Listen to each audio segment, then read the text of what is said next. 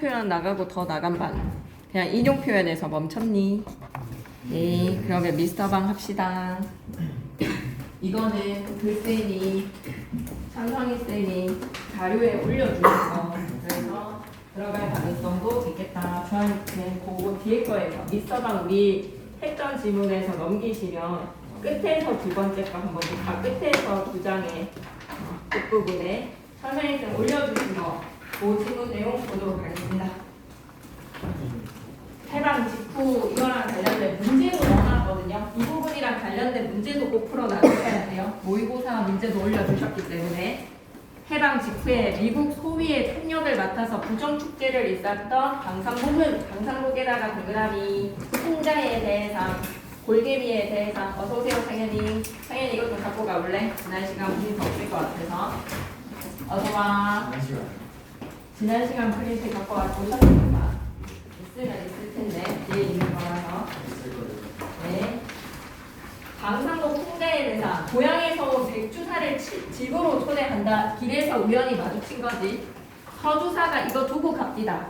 아내가 강상복한테 이거 두고 갑디다 하고 이제 전달을 하는 거야. 아내가 하는 말입니다. 들고 올라온 각봉포 한 장을 남편에게 건네어 준다. 누가? 그 방상복 아내가. 어디? 그러면서 받아서 봉투를 뜯는데 소절수 한 장이 나옵니다. 소절수에다가 밑줄 끄시고 시대적 배경을 알려주는 어휘거든요. 어휘가 유가증권이에요. 유가증권에다가 밑줄 끄시고 일제강점기의 시대적 상황을 소절수를 통해서 알 수 있다. 그거 딱 두 번째 지문. 그거 다음 거 지문. 액면가 10,000원짜리인데 왜 서주사가 방상복한테 10,000원을 주는 걸까? 암수표 같은 10,000원을 미스터방은 성을 벌컥 내면서 겨우 10,000원이야? 그러니까 불만족이다, 그지? 탐욕이 넘쳐남에다가 밑줄 끄시고 서주사 일을 봐주는 대신에 돈을 10,000원을 받은 것 같아. 청탁이지, 그지? 랩을 받은 거야. 소절수를 다다리 바닥에다가 휙 던지는 거는 불만족스럽지. 본인은 더 받아야 된다라고 생각하는 거야. 그러니까 아내가 내가 아우로 우라질 자식 어디 보자. 우라질 자식은 여기에서 누굴 얘기하는 거지? 서주사한테 우라질 자식 어디 두고 보자. 천박한 품성에다가 밑줄 비속적 표현을 사용하는 것으로서 이 사람의 성품은 어떻다? 천박하다라는 것을 알 수가 있어. 그래, 자기한테는 서주사한테는 10만 원에 해당하는 돈을 봐줬어. 이득은 뭐야? 10만 원을 보게끔 만들어줬는데 뇌물로 미스터방한테 꼴랑 10,000원을 준다는 게 불만이야. 10만 원에 불화맡아다가 100만 원 하나는 남겨먹을 텐데 100만 원에다가 밑줄 끄시고 100만 원의 이득을 보게끔 만들어줬단 말이야. 공공단체의 일을 뭔가 뒷돈을 넣어준다. 일을 봐준 거야. 그런데 100만 원을 남겨서 이득을 봐놓고 자기한테는 겨우 10,000원을 준다? 연병할 자식하고 소리를 지르는 거죠. 그래서 눈앞에 없는 사람을 비난하고 위협한다. 1번에 3번 상지 맞는 거니까 이거 꼭 문제 풀어보셔야 됩니다. 선생님이 올려주신 문제에서에 해당하는 답의 단서예요. 연병할 자식 누구한테 계속 욕을 한다? 서주사한테. 내가 MP한테 말하면 미국 헌병한테 말하면 지는 어느 지경이 갈지 모를 줄 모르고서 외세에 기대어서 사익을 추구한다. 이쪽이다. 외세에 기대어서 사익을 추구하는 강상복의 모습이다. 정종으로 가져와요. 아내는 이제 백주사 손님이 왔으니까 술상을 봐야 되는 거에서 정종으로 드릴까요? 내 말 한마디에 죽을 놈이 살아나고 살 놈이 죽고 하는 줄을 모르셔? 라는 거에서 자신의 위세에다가 함께 있는 백주사한테 이제 자기 위세를 내 말 한마디에 사람 죽고 살아나고 하는 것이야. 이 자식 경 좀 쳐봐라 라고 했을 때 이 자식은 누구한테 계속 욕을 한다? 서주사한테. 뭐 때문에 그렇게 화가 난 거야? 100만 원 정도는 이득을 보게끔 만들어줬는데 고작 10,000원을 뇌물로 바친다는 거에서 정종 좀 뜨뜻하게 내와 날도 산산하고 하니 백주사 앞이라서 더 큰 소리를 치면서 위세를 과시하고 있습니다. 위세 과시에다가 밑줄 허장성세라고 하지. 사자성어로 허장성세. 새로이 안주가 오고 아내가 이제 술상을 봐주는 거야. 따끈한 정종으로 술이 몇 잔 더 오락가락하고 나서 백주사는 마침내 백주사가 이제 본론을 얘기하고 싶어. 진작부터 벼렀던 이야기 가로로 묶을까? 진작부터 벼르던 이야기에다 가로로 묶으시고 친일 행각으로 다 뺏겼어. 광복되고 나니까 하루아침에 거짓꼬라지 됐거든. 그 억울함을 풀어달라고. 전혀 반성하지 않는 친일파입니다. 백주사의 아들의 사연으로 가볼까? 백주사의 아들은 누구였다? 백선봉에다가 동그라미. 일제강점기에 가장 낮은 계급 순사부터 시작했어. 밑줄 긋자. 가장 낮은 계급에다가 밑줄 끄시고 순사로 백선봉을 시작을 한 거야. 임명장을 받아주면서부터 시작해서 8.15에 7년 동안에 3곳의 주재소랑 2곳의 경찰서를 정근하며 다니며 200석의 추수의 토지에다가 열거법 시작하자. 200석 추수의 토지, 10,000원짜리 저금통장, 10,000원어치가 넘는 옷과 비단, 역시 10,000원어치가 넘는 여편 내의 폐물을 장만을 했습니다. 7년 동안 경찰 행세하면서 순사 월급으로는 절대 모을 수 없을 만큼의 재물을 받아 챙긴 거야. 신일 행각으로 말이야. 시대적 배경 제시에다가 밑줄 한번 끄고 가자. 시대적 배경 제시에다가 밑줄, 이런 게 통했던 시대였던 거지. 그래서 역시 외세에 기대어 사익을 추구를 하는데, 방산복이 기댄 외세는 누굽니까? 방산복이 기댄 외세는 미국. 그럼 백주사가 기댄 외세는 누굽니까? 라고 하면 일본. 서로 외세에 기대어서 사익을 추구를 하는 백주사랑 방산복이랑 둘 다 풍자의 대상인 거야. 그래, 여기에서 열거법 기억해줘. 얼마만큼? 이거 다 백성들을 돈 먹은 거겠지. 백성들 등골 갖다가 브레이크 한 거야. 등골 브레이커로 다 뜯어낸 것들입니다.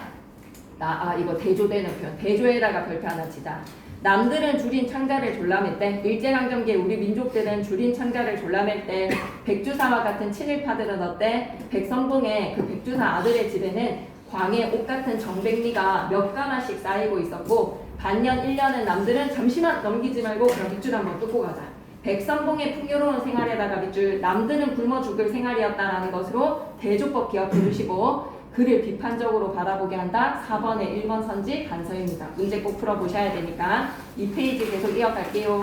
남들은 반년에 1년에 구경도 못하는 고기에다가 생선에다가 끼니마다 상에 오르지 않는 날이 없었다. 맨날 생선 먹고 고기 먹었던 거야. 백선봉 집에는 XX 경찰서에 경제계 주임까지 올라갔네. 제일 낮은 직책의 순사부터 경제계 주임까지 7년 동안 승승장구했네. 경제계 주임에다가 밑줄 끄시고, 또 이 직책을 이용을 해서 부정하게 부를 어떻게 축적했는지 봐봐. 마지막 2년 동안은 더욱더 호화판이었다. 더욱더 호화판에다가 밑줄 끄시고, 8.15 그날 밤에 군중이 그의 집을 습격을 했습니다. 군중은 누구겠어요? 우리 민족이지 뭐. 분노를 한 우리 민족이 이제 광복이 됐기 때문에 그동안 억압을 받았던 이 경제계 주인, 이런 사람들 다 두드러 패고 싶었겠지. 그의 집을 습격을 한 거야. 쏟아져 나온 물건이 쌀 말고도 와 이런 부분 쫙 묶어줘.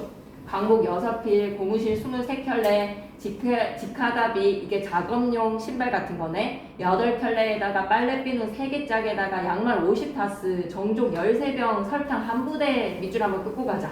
부정하게 모은 많은 물건들을 나열에다가 밑줄. 습격 당시의 모습을 환기를 시키자.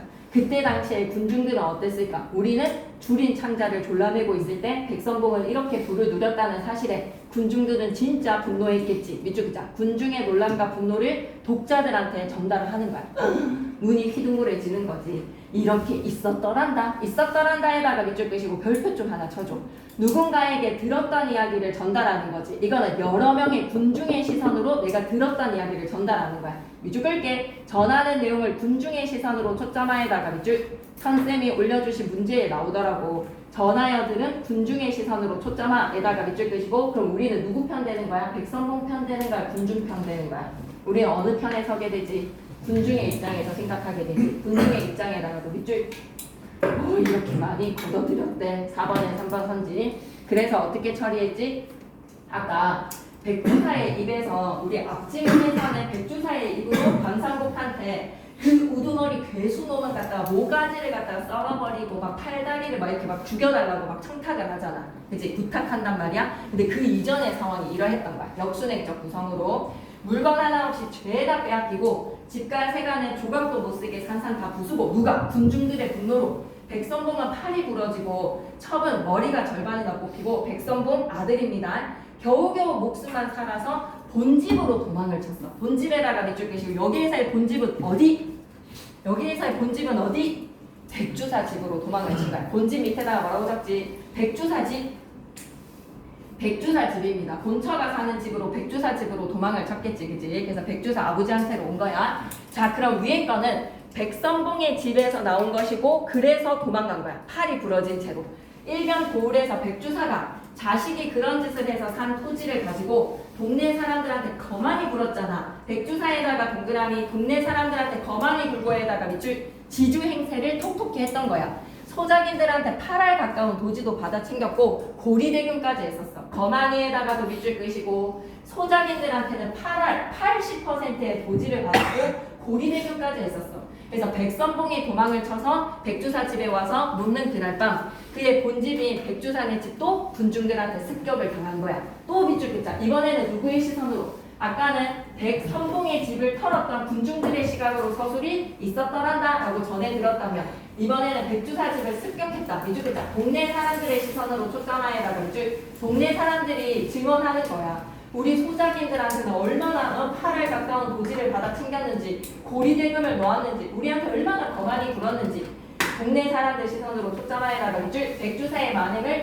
일일이 다 고발하는 거지. 백주사의 습격이 당연한 거야. 백주사 집 습격은 당연히 받아야 되는 거야. 빌미를 제공한 것처럼 독자가 느껴진다. 싸다. 엄청 인과응보다라는 생각이 들어. 잘 당했다.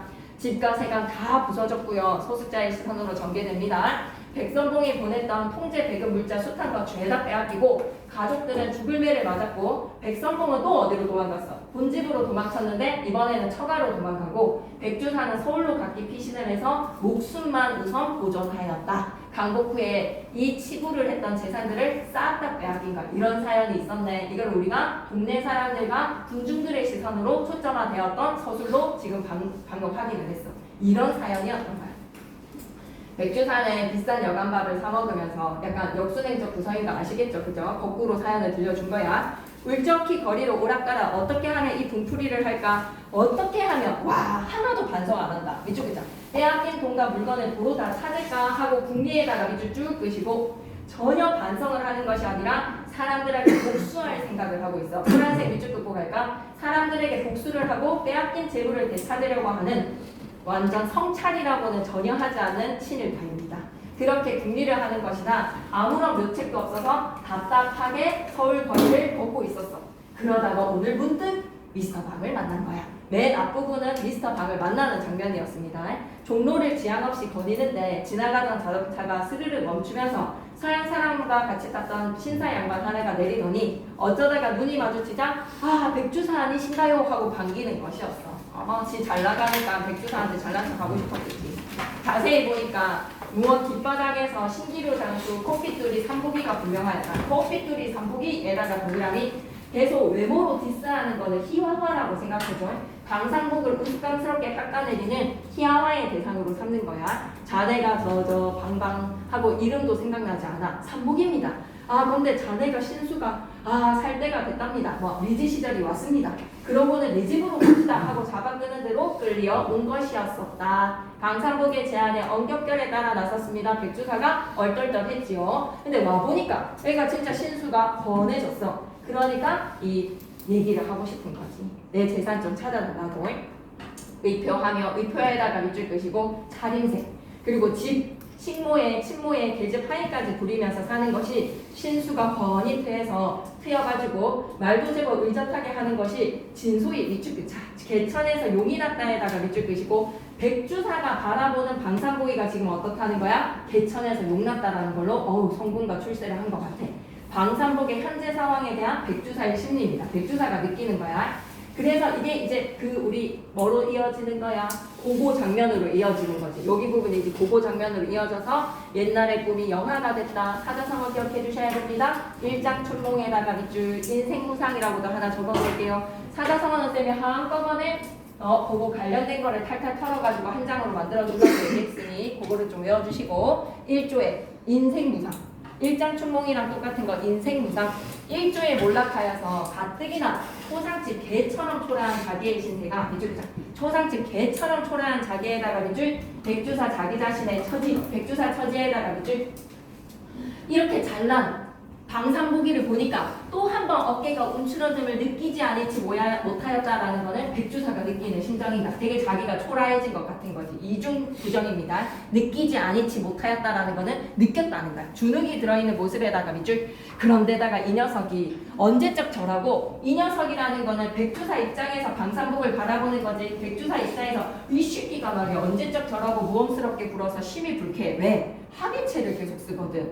그래서 앵간히 자리를 털고 일어설 생각을 몇 번이나 하지 아니한 것은 아니지만 그러나 참았다. 왜?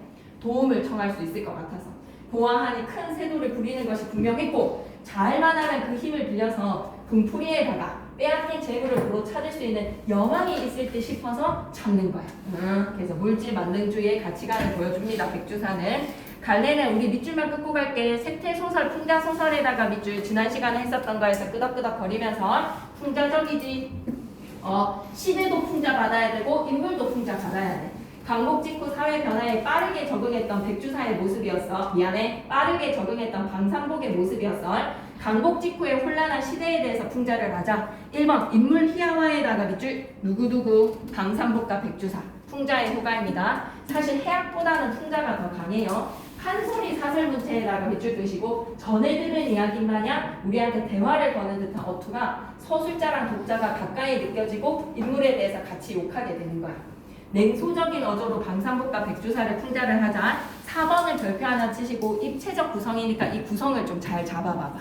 사건 전개에서 시간의 흐름에 따라서 어떻게 잡혀지는지 우리 지문이랑 보고 지문이랑 이렇게 연결시켜서 작품 외부의 서술자가 그래 논평에다가 밑줄 그리고 전지적 작가 시점으로 인물의 내면까지 제시. 천성희 쌤이 올려주신 문제를 쌤이 넣어놨으니까 꼭 좀 풀어보는 걸 추천을 합니다. 그 다음 장 3페이지로 가시고 당대 현실을 사실적으로 그렸다. 사실적에다가 밑줄 이게 리얼리즘이지. 그때의 당대가 이렇다라는 것을 알 수가 있다라는 점. 전형적 인물이라고 하면 친일의 전형이 백주사. 강복 직후의 혼란한 시기에 외세에 위탁한 사람이 방산복. 성격과 행동을 통해서 주제를 제시를 하고 이 우라질 자식 이런 비속어를 사용하는 방산복의 모습에서 천박함이 느껴지지. 그리고 작품 외부의 서술자가 미스터 방의 입장에서 백주사의 입장에서 서술을 하는 부분도 있어. 백주사의 입장에서 이놈의 자식이 언제 봤다고 막 이렇게 하는 부분 있잖아. 개천에서 용났다라는 거 이 백주사의 심리를 제시하는 부분 말이야. 시대적 배경을 제시해서 작품의 상황을 더 쉽게 이해할 수 있고 인물과 다른 11번 한번 밑줄 거죠. 인물과 다른 사람들을 대조해서 친일 행위 부각에다가 밑줄 어디 장면이지 구절로 찾는다면 인물과 다른 사람들을 대조해서 인물의 친일 행위를 부각시킨다. 어떤 구절 생각나십니까? 우리 읽었던 구절의 첫 페이지에 남들은 줄인 창자를 졸라맬 때 백선봉의 광에는 옷같은 정댕미가 몇 가마씩 쌓였고 반년 1년은 남들은 구경하지도 못하는 고기와 생선이 밥상에 매일매일 올라왔다라는 부분이죠. 그 부분이 백선봉의 인물이라는 그 호화로운 삶을 굴이 막 굶주려가지고 줄인 창자를 졸라내고 있는 다른 사람들과 대조를 해서 인물의 친일 행위가 부각이 되었다. 괜찮습니까? 네. 그럼 인물로 가볼게요. 방산복 어떤 사람인지 체크해 주시고 백주사 S소위 체크 발단 전개 절정 결말 한 번씩 읽어주시면 되고 전체 줄거리랑 해설도 읽는 거 약속이야 알았지? 쌤이 안 읽는 게 아니라 혼자서 정독하시는 게 필요해서 안 읽습니다. 좀 지루해 할까봐. 오케이? 그러면 오늘은 상충곡이야. 새 프린트를 하나를 받고 인용 표현까지 깔끔하게 한번 마무리를 지어보자. 안 나간 사람도 있는데 이거 다음 시간에 꼭 갖고 와야 되는데 안 까먹을 수 있겠어? 예. 옆으로 창호 것까지 위로 옆으로 전달해볼까? 너희 것까지 가보나 벌써 가보면 안 된대. 가보면 들어가야 된다. 알았지? 향연아 가보면 안 된다. 알았지? 와우. 다 돌아갔지? 다 돌아갔지? 공공이 것까지 안 가? 우리 4개 했는데 없습니까? 다 돌아갔지? 자 문법은 조금만 있어보고 상충곡 하나 먼저 끝내자. 맨 뒷장에 있어. 맨 뒷장에 상충곡. 가기 전에 문제 꼭 받아 가셔야 됩니다, 여러분. 왜냐? 미스터방이랑 상충곡이랑 꼭 풀어봐야 되거든요. 그래서 미스터방 안 푼 사람도 오늘 와서 오늘 좀 하고 가면 너무 좋겠는데 미스터방까지는 다 해놔야 되거든. 그래서 집에 가서 상충곡이랑 문법 좀 공부해오고 오늘 자료 들고 가서 그치? 상충곡 한번 해볼게요. 너무 중요해. 상충곡은 단답형도 나오고 해석 문제에서 적절한 건 모두 고르시오, 적절하지 않은 거 모두 고르시오 할 수 있는 부분들이 너무 많아요. 선지를 너무너무 많이 낼 수 있고 앞에 솔직히 정석가랑 서경불곡은 여러분이 이해하면 할 수 있거든요. 막 대동강 건너편 꽃을 뭐 거꾸로 가오리다라는 거에서 뭐 사고나 배 내어 놓았느냐 별로 어렵지 않습니다. 근데 얘가 해설이 한자어가 너무 많아요. 한자어를 다 해석하실 수 있을 만큼 준비를 하셔야 됩니다. 상충곡 한번 시작해 볼게요. 수업 시간에 다 끝은 안 내놨는데 우리는 오늘 다 하자. 다 하고 나서 김쌤이랑 비교하고 쌤이 한 번 더 해줄 거니까 상충곡 너무너무 중요합니다. 그래서 상충곡에서의 상은 감상, 즐긴다, 완상, 뭐를? 봄을. 춘에다가 봄이라고 적어줘. 그래서 상충곡은 계절의 흐름에 따른 시상전개라고 약시지를 좀 많이 해. 적절한 거 개수나 적절하지 않은 거 개수 고르는 거에서 시상전개가 계절의 흐름에 따른이라고 하면 절대 안 돼. 지금 딱 그냥 봄이라는 시간에 꽂혀서 오늘 하루 종일 봄을 즐기는 거야. 봄을 감상하고 봄을 즐기는 노래라 시간은 흘러갈 수 있습니다. 실장하자 공간도 이동하면서 내가 봄의 경치를 즐기는 것을 막 감상을 풀어내거든요. 그래서 시간은 흘러가고 공간의 이동이 드러나요. 공간의 이동을 하는데 계절의 흐름이라고 하면 절대 안 된다. 정훈아 보고 그럼 뒤에 아니다 오해였나? 오케이. 키라의 책상이 있어서 봄을 감상하는 절대로 계절의 흐름이 아니라는 것을 명심하자. 되게 어려워. 홍진에 묻힌 사람들아 라고 했을 때 얘들아 우리 중학교 때 홍진, 풍진, 진세 혹시 들어본 사람들이 있습니까? 그러면 좀 적고 가셔야 되거든요. 홍진에 묻힌 분내라고 시작할 때 한자가 너무 많아서 골치 아프다. 홍진에 묻힌 분내에서 참심한 돼지꼬리뿅 홍진, 풍진, 진세, 인세, 인간 세상, 인간 이게 사람의 휴먼을 나타내는 인간이 아닙니다. 인간 세상을 줄인 말입니다. 붉을 홍자, 먼지 진자, 바람 풍자, 먼지 진자, 먼지 진자의 먼지 같은 세상, 티끌 같은 세상, 바람 한번 훅 불면 날아가는 그런 허무한 세상의 이미지보다는 꽉 끼어있는 미세먼지로 꽉 끼어서 막 눈 시리고 코 아플 것 같은 붉은색의 먼지로 가득 차있는 바람 먼지로 가득 차있는 먼지의 세상 인세, 인간들이 살아가는 세상 인간 세상 줄여서 인세, 인간 그래서 얘를 우리는 뭐라고? 속된 세상의 속세와 세속 이미 이 시어가 나오면 이 시적 가전은 부기공명 저도 안 해 하고 싶은 사람이야. 나보고 임금하라고 너무 불쾌해 안 들은 기사입니다 해서 막 영수의 기산에 가서 영수에 막 미친듯이 물을 씻고 이런 생쇼를 하고 싶을 만큼의 부기 영화에 대해서는 조도 안 해 하는 사람들이 뭐라고 한다. 인간 세상에 대해서 홍진, 풍진, 진세, 인세, 인간 세상, 인간 속세, 세속 남효과 좀 들은 사람들은 이런 얘기 들어봤지. 강호가도의 양반들의 지금까지 우리 시험 범위 보니까 정석가랑 서경불곡은 주제가 뭐야? 남녀의 사랑 이야기야. 그걸 임금님까지 연결시키면 임금님까지 연결시킬 수도 있고 중간고사 때의 범위를 봐도 좀 사랑 이야기야. 근데 이제부터 시작되는 거는 뭐지? 강호가도, 강호 한정가. 자연에서 한가로운 정을 느끼는 아버지가 나는 자연인이다 TV 프로그램 좀 보시는 거 본 적 있나요? 아버지 나는 자연이다 지금 보시나요? 네. 그럼 아버지 외롭다라는 뜻이거든. 그럼 아버지한테 이제 정훈이가 좀 힘이 되어줘야 된다. 아버지가 부기 공명 정훈이 그냥 다 버리고 나는 자연인이다 산속으로 가고 싶은데 정훈이 키워야 되기 때문에 아버지가 이제 그 고독감을 싣고 계시는 상황이다라고 생각하시면 됩니다. 어떤 남자의 심정인지 알겠죠?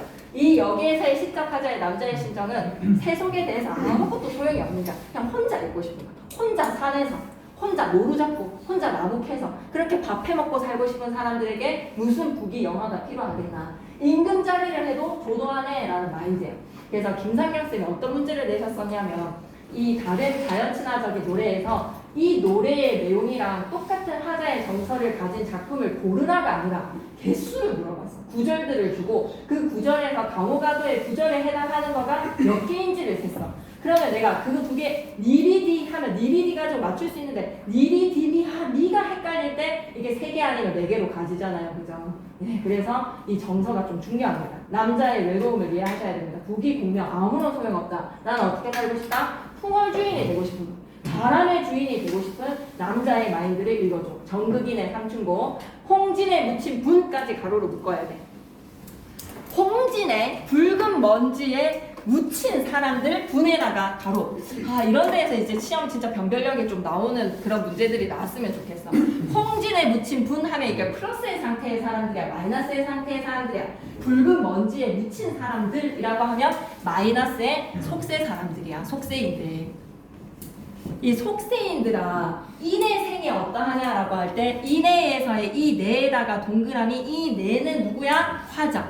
야, 내 생이 어떠하냐? 라는 거에서 비유가 막 적절한 거가 그래 막 지금 니네가 수행평가에 이제 찌들어가지고 시험기간 때 막 미칠 것 같을 때, 쏟아지는 그 과제에 미칠 것 같을 때, 중학교 3학년 때 그 친구가 뭐 캐나다로 간 친구가 있다고 생각하자. 근데 이 캐나다에 가 있는 친구가 잠시 내가 힘들어서 인스타에 들어갔는데 걔가 스토리를 올렸는데 내가 누르고 싶지 않았는데 눌렀을 때 걔가 막 파티를 하고 있는 거. 노랑머리 금발 아이들과 파티를 하고 있는 사진을 올렸다고 생각해봐봐. 그러면 이내 생이 어떠하냐라는 그 친구의 마음. 걔가 이제 로빈스가 배웠어. 그래서 주변에 제니들이랑 막 같이 놀고 있는. 그럴 때 이제 김고의 입시에 찌들어 있는 입시에 찌들어 있는 주하나. 이내 생이 어떠하냐라고 했을 때 이내가 친구가 이제 자기를 이제 가시를 하고 싶은 거예요. 이내 생이 어떠한고라는 거. 날 봐. 아무런 꺼리낌이 없는 나의 모습을 봐. 입시 지옥에 빠져있는 너희들 내 모습 좀 봐볼래? 옛사람의 풍예나 가로로 묶으시고 강태백, 이태백 이런 사람들 들어보셨습니까? 어떠한 지위도 거절하고 낚시꾼으로 살아갔던 강태공의 삶이나 뭐 제갈공명도 유비가 꼬시기 전에는 자연친화적으로 살았다고 얘기하잖아요. 그죠? 그런 옛사람의 풍요에다 가로로 묶으시고 얘가 추구하는가 옛사람의 풍요에다가는 플러스 옛사람의 풍요를 미칠까 못 미칠까라는 걸로 물어보지만 미친다라는 자부심이 이미 있는 거야. 내 노는 것 좀 봐라. 자부심에다가 밑줄 옛사람의 풍요를 따라갈 수 있겠니 못 따라가겠니 라는 것은 풍요적 삶을 비교해다가 밑줄. 근데 그 속에 내면되어 있는 건 뭐다? 자부심이야. 현대학대 풀이 보고 갈게. 속세에 묻혀서 사는 사람들이요, 속세인들이요, 이 나의 생활이 어떠한가? 옛사람의 풍요를 미치겠는가 못 미치겠는가? 질문을 던지면서 자부심 드러내는 겁니다. 의문의 형식을 사용하지만 그 속에 하자의 심리는 어때? 자부심. 천지간의 남자라는 몸이 나만하니가 학업 많은 만큼 많은 천지간의 남자로 태어난 사람이 나만한 사람이 한둘이 아니야. 우리 전부 다 남자잖아. 이 세상에 남자로 태어난 사람들이 만큼 많은 살림에 묻혀있어서의 지극한 즐거움. 살림에 묻혀있어 살림에다가 동그라미 쳐져있고 홍진의 세모 표시되어 있지.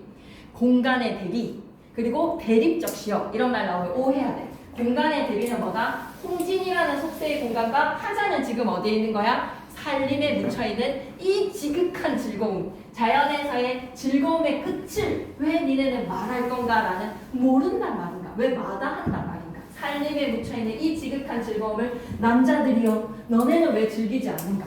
나는 자연인이다 프로에서 이제 윤태기가 찾아가고 막 하잖아. 이상윤이가 찾아가고 하잖아. 그랬을 때 이제 인터뷰에서 한마디 하고 싶은 말씀 좀 해주세요 라고 하면 자연인이 뭐라 하는 거야? 막 가장들이요 모든 것을 다 버리고 나를 따르라 라고 하는 심정이 왜 이런 즐거움을 왜 모르는 것인가.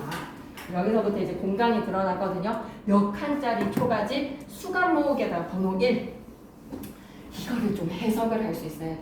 수는 수할 때 숫자 할 때 수입니다.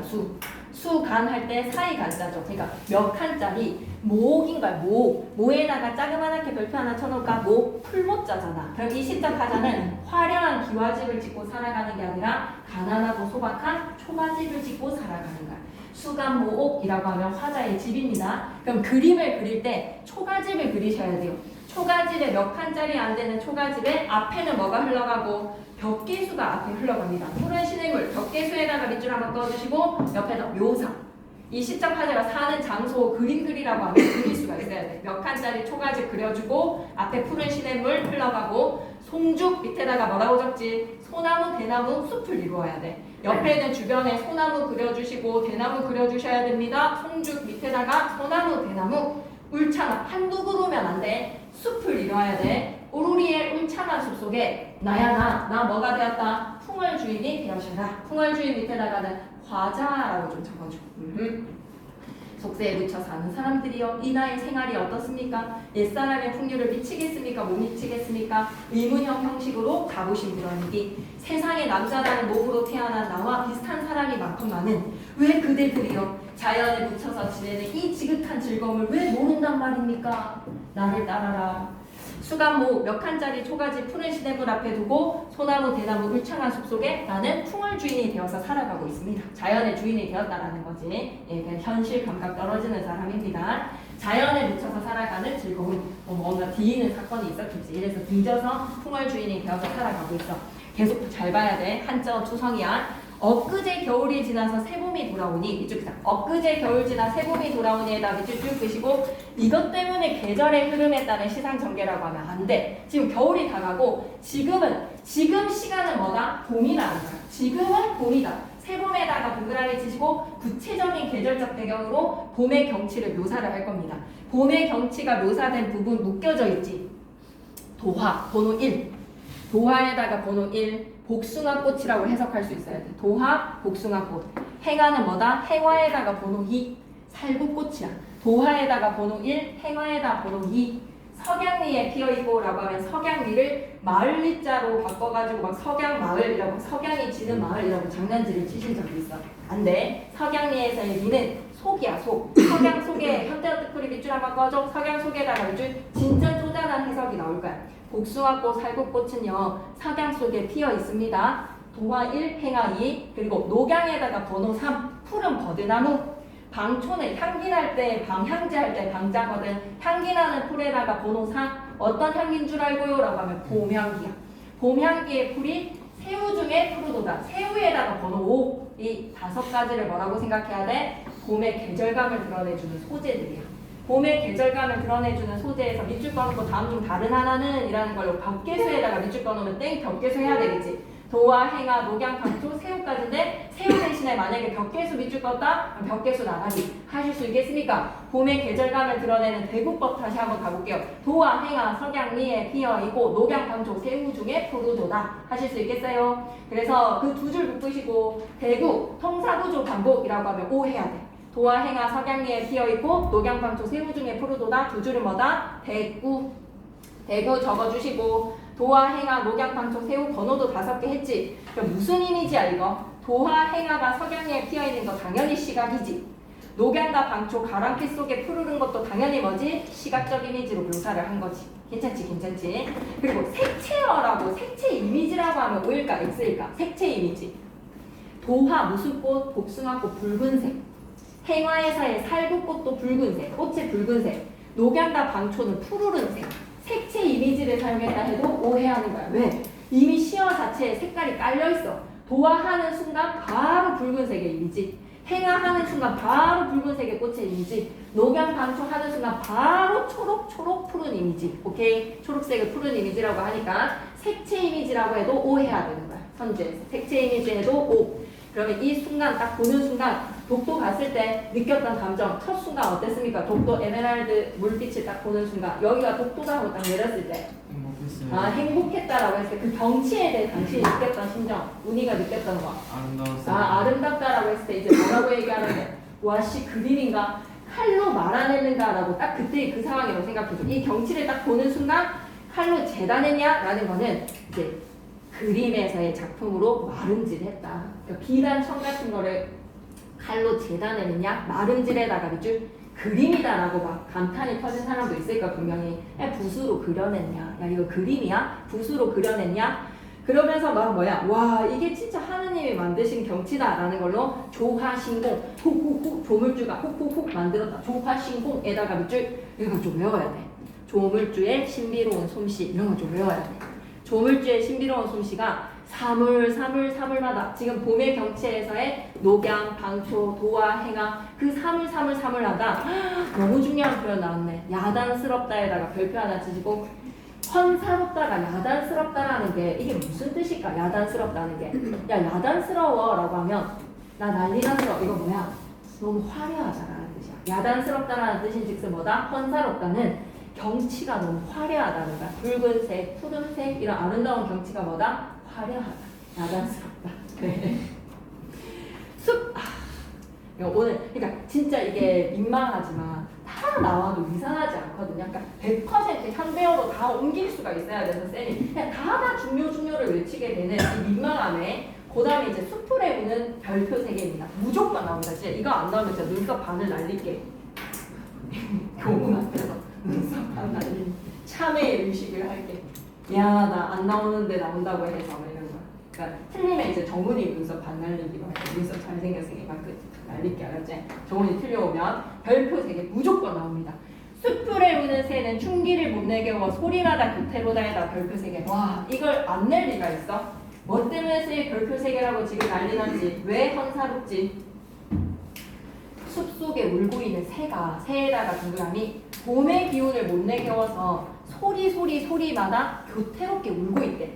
찌지배배 막 이렇게 울고 있겠지. 그 소리가 너무 교태로운 그 울음소리가 봄의 기운을 이기지를 못하고 새가 울고 있다. 이게 누가 느끼는 감정이야? 봄이 와서 봄이 왔어요 할 때 그 봄의 감정에 와 하는 그 감정을 지금 누가 느끼는 감정이지? 교태롭고 싶은 감정은 정극인이가 느끼는 감정이야. 화자가 느끼는 감정인데 새가 느끼는 감정으로 자기가 느끼는 정서를 자연물한테 어떻게 해버렸다? 던질 투자, 비출 명, 투영시켰어. 자연물한테 정서 투영한 거야. 새 밑에다가 감정입의 대상 밑에다가 뭐라고 적지? 화자의 감정 투영이라고 적어줘. 화자의 감정 투영. 낯선데요. 나비효과에서 했는데요. 라고 하는 사람들은 이제 이게 시험에서 어떻게 적용이 되는지를 잘 준비를 하셔야 되는 과정이고 처음 들어보는 개념인데요. 라고 하면 진짜 잘 해나가야 돼.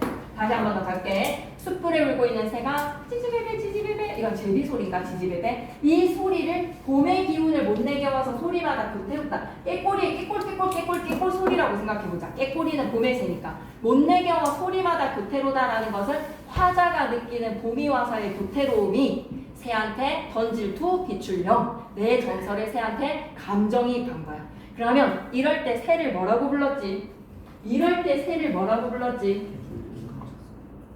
필기는 안 되어 있네 아직까지. 여기까지 안 가고 여기서 딱 끝났나? 오케이. 필기 자기 필기에서도 비교해 보셔야 되는데 새를 우리는 뭐라고 부른다? 이렇게 화자의 정서를 드러내는데 이용되는 자연물. 혹시 우기 필기는 안 되어 있나? 우기 책 안 갖고 왔지? 객관적 상관물. 객상은 뭐라고 생각하면 돼? 자연물이 화자의 정서를 드러내는데 이용되기만 하면 객관적 상관물이야. 쌤 말 좀 잘 이해를 하고 넘어가야 되거든. 시적 화자의 정서를 드러내기만 하면 객관적 상관물이라 객관적 상관물의 범위는 좀 넓어. 그래서 유리왕의 항조가에서 헐헐헐 나는 깨꼬리는 암수서로 정다운데 외로워라 니와 나는 누구랑 함께 돌아가지? 나는 외로워라 누구랑 함께 돌아가지? 라고 했을 때 깨꼬리한테 뭐라고 이름표를 붙여도 된다고? 객관적 상관물이라고 이름표 붙여도 돼. 아시겠지? 객관적 상관물은 화자의 정서를 드러내는데 이용되는 대연이 안 된다. 빨리 우기가 뒤통수 때려도 된다. 지금 이 순간에. 깨꼬리는 뭐라고? 객관적 상관물. 정서를 드러내는데 이용되기만 하면 객관적 상관물. 그럼 여기에서는 어떻게 정서를 드러내는데 이용되었지? 화자가 느끼는 정서를 새가 느끼는 정서로 감정이입을 했어. 객관적 상관물 설명 한번 필기쌤한테 보여주면 거기에 맞춰서 더 할 거야. 왜냐면 시험에 나올 수 있어. 새에다가 밑줄 꺼놓고 다음 중 시험의 기능이 같은 거, 다른 하나는 혹은 같은 것을 고르라고 하면 여러분 뭐 찾아야 돼? 감정이입 찾아야 돼. 알았지? 쌤이 주는 문제에서 있어. 이거 좀 연습해야 돼. 화자가 느끼는 정서를 새한테 투영시켰다. 감정이입 여기까지 됐습니까? 오케이. 그러니까 시작하다가 감탄이 터진다. 무라일체에다가 밑줄 끄시고 결코 쉽지 않아. 그러니까 이거를 1대1 할 때 해석이 안 되는 부분을 잡아서 다시 쌤한테 설명해달라고 하는 만큼 여러분이 시간 투자를 하셔야 돼요. 쌤이랑 단둘이서 이걸 더 많이 읽고 하셔야 되는 작업이 필요합니다. 이해가 잘 안 되면. 무라일체에다가 밑줄 끄시고 뭐라고 바꿔야 된다? 물심일려로 바꿀 수가 있어. 사물의 마음과 내가 같을 여자 사용해서 물심일려, 무라일체, 자연과 내가 하나가 되었다. 그럼 여기에서의 물은 누구야? 이렇게 김상영 쌤이 단답형으로 내실 수도 있는데 여기에서의 물을 동그라미 치고 여기에서의 물은 누구야? 라고 물어보면 뭐라고 적어야 돼? 찾아 쓰시오. 여기 물에 해당하는 시어를 찾아 쓰시오. 물에 해당하는 소재를 찾아 쓰시오라고 하면 뭐라고 써야 돼? 사물과 내가 하나이언이 흥이야 다를소냐. 여기에서의 물 중요하다. 여기에서의 물은 누가 돼야 되지? 돼지꼬리병 물 뭐라고 적어놓는다? 새가 돼야지. 새랑 화자가 하나가 되니 새가 느끼는 충기와 나의 흥이 달을 쏘냐? 달을 쏘냐에다가 물결 표시. 여기에서의 달을 쏘냐? 사용된 표현기법 뭐지? 무랄제연이 흥이야 달을 쏘냐? 서리. 서리를 통해서 하고 싶은 말은 뭐야? 새의 흥과 나의 흥은 하나다. 나도 교태롭게 울고 싶어서 내 정서 이입했다라는 걸 여기서 티내는 거야. 수풀에 울고 있는 새가 보낼 기운을 못 내게 와서 소리마다 교태로다. 무라일체로 새의 정서라 나의 정서가 하나니 흥이야 달을 쏘냐? 라는 것은 새의 흥과 나의 흥이 하나다. 나도 흥겹다. 괜찮지요? 12에 걸어보고 12에다가 밑줄 그시고 이런 걸 놓치지 않았으면 좋겠어. 살인문이야. 단어 뜻풀이로 낼 수도 있어. 12에다가 밑줄 살인문. 12에 걸어보고라고 하면 워킹 걸어보고에다가 밑줄. 12에 손잡이를 걸어서 뭐 이런 거 아니야. 걸어보고 정자에 앉아보니 몇 칸짜리 초가집의 수간목에서 시작하자 어디로 이동했지? 정자로 이동을 했어. 정자에 앉아보니 공간의 이동이라는 거 체크해 놓자.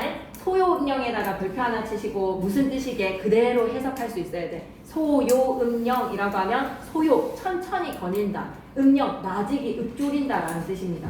소요음령하여서 산일이 적적한데 적적한데에다가 밑줄 그시고 이걸 결코 마이너스의 적적함이라고 생각하지 마시고 여유와 한가로움에서의 적적함이라고 생각해줘.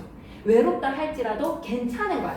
홀로 여유있게 한가롭게 자연을 홀로 즐기는 솔캠의 재미라고 생각해줘.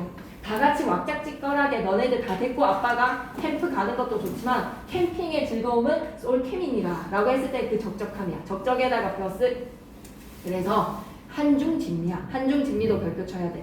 한가로움 속에서의 참맛을 아는 이가 없이 나 호재로야. 호재에다가 밑줄.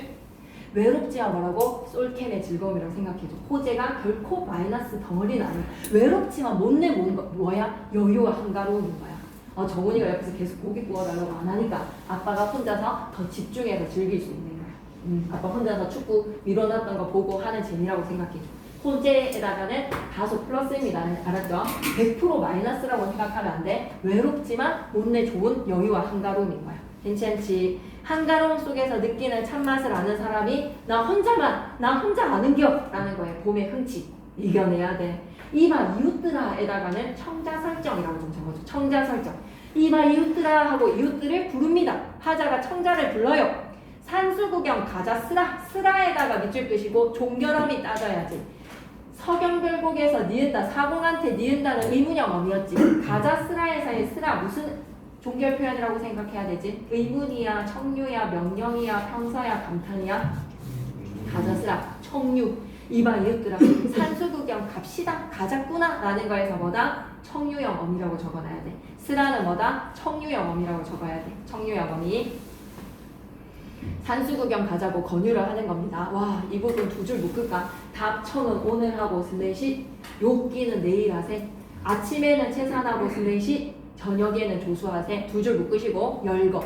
해야 하는 일에 대해서 제의다 제의. 지금 제이가 이웃들한테 계획표 쫙 펼쳐서 하는 거야.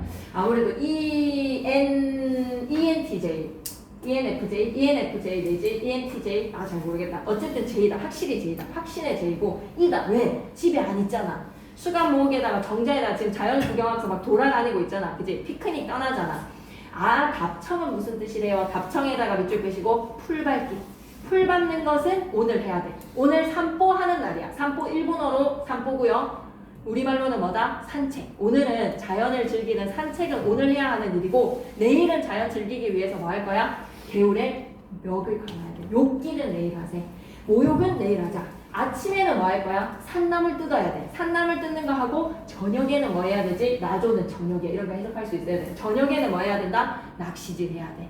그러면 여기에서의 낚시의 행위가 먹고 살기 위한 생계를 위한 낚시의 행위 OX 절대 안 돼. 고전 시가에 99.9999999 그냥 100을 하고 싶은데 만에 하나의 예외. 근데 지금까지 예외는 없어. 고전 시가에서의 낚시의 행위는 직업의 행위로서의 어부가 생계를 위해서 하는 낚시가 아니라 이때의 낚시는 뭐야? 세월 낚는 어부야. 세월을 낚시질 하는 거야. 풍류적 행위야. 풍류. 레저야 레저. 낚시는 뭐라고? 자연 즐기라기라고 생각해야 돼. 답청은 오늘 하고 모욕은 내일 하자. 아침에는 풀 뜯고 저녁에는 낚시질 하면서 즐기자는 거야. 산수 구경을 권유했습니다. 누구한테? 이웃들한테. 그러면서 계속 갈게. 갑 개어서 익은 술을 갈건으로 받아놓고 술에다가 동그라미 치시고 술은 딱 마시는 이유가 두 개야. 그 외의 이유로 마시면 이제 약간 중독기가 있는 거야. 술은 딱 두 개야. 뭐 때문에 마시지 사람이? 좋을 때 기쁠 때 맞아. 풍류적으로 더 업시켜주니까. 또 술은 어떨 때 마시면 돼? 맞아. 우리 슬플 때, 차였을 때 이럴 때 마시게 되지. 여자친구한테 이제 차였을 때 시름을 해소하기 위해서 술을 마시면 돼. 청산별곡에서는 시름 해소였지. 그럼 여기에서의 술은 무슨 술이 되어야 된다? 풍류야 풍류. 술 밑에다가 분위기 업 시키는 풍류적인 술인 거야. 술!